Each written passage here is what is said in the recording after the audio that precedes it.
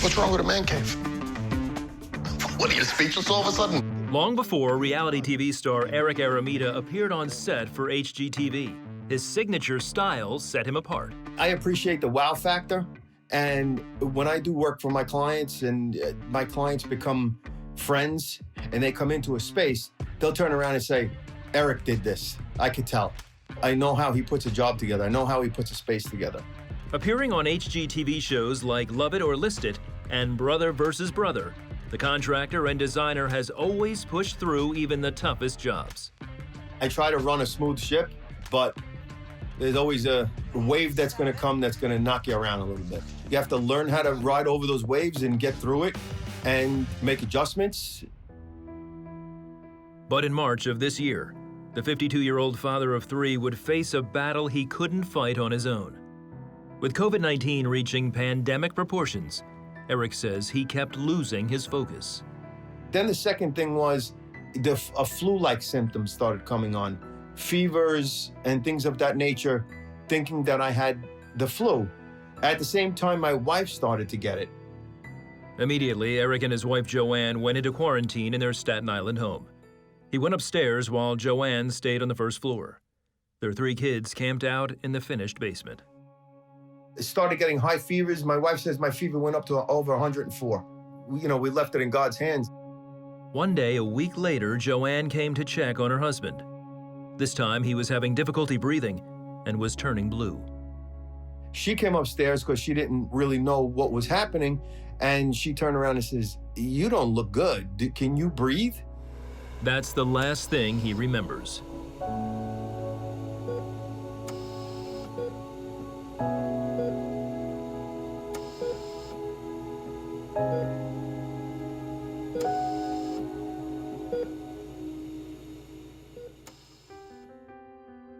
Two weeks later, Eric was taken off the ventilator. The first thing waking up in the hospital is that the nurses brought over an iPad, and my family was on the other side of it. They were shocked and amazed and that I pulled through. It was then Eric learned he'd been in the hospital for 3 weeks and wasn't expected to make it. It's life-altering, but I can't wait to get home to see my kids and my wife and just hug them and squeeze them. Eric also learned what he and many others believe brought him from death's door. Thousands of people lifting him up in prayer. It's overwhelming, man. It's really, really overwhelming. You're talking about fans, you're talking about friends, you're talking about family. You're talking about so many different people who were looking out for me. Power of prayer, brother. That's all I could say. And Eric says God gave him another sign that he was the one who brought him through. 13 has a history with me in the Italian heritage. 13 is a lucky number, but that's not where it starts. I got married on February 13th, the day before Valentine's Day. And I'm starting a clothing line called 13. And now I'll fast forward it to the day I got off the ventilator. The day I got off the ventilator was April 13th. Waking up off the ventilator on 4/13 means a lot. I can do all things through Christ who strengthens me. Philippians 4:13. 10 days later, Eric was well enough to go home. His story of healing inspired a very special send-off. They got everybody together. ICU, the emergency room, anybody who worked on me or anybody that knew me. And it wasn't from being on television. They did it because I was a miracle to them. I was the first person to leave off a ventilator. It was very uplifting to them. It gave them signs of hope, and it gave people who got caught up in this pandemic signs of hope as well. Eric reunited with his family and started regaining his strength. By then, his wife had also fully recovered from the virus at home, and his children were not infected. Eric is excited to get back to work with renewed faith that God is in control. You start to look at life a little differently. Don't sweat all that stuff. It's going to happen anyway. Don't worry about what needs to be done next. God's got a plan, okay? It's going to happen. So if you put all that together and you leave it in his hands, you'll be in good shape.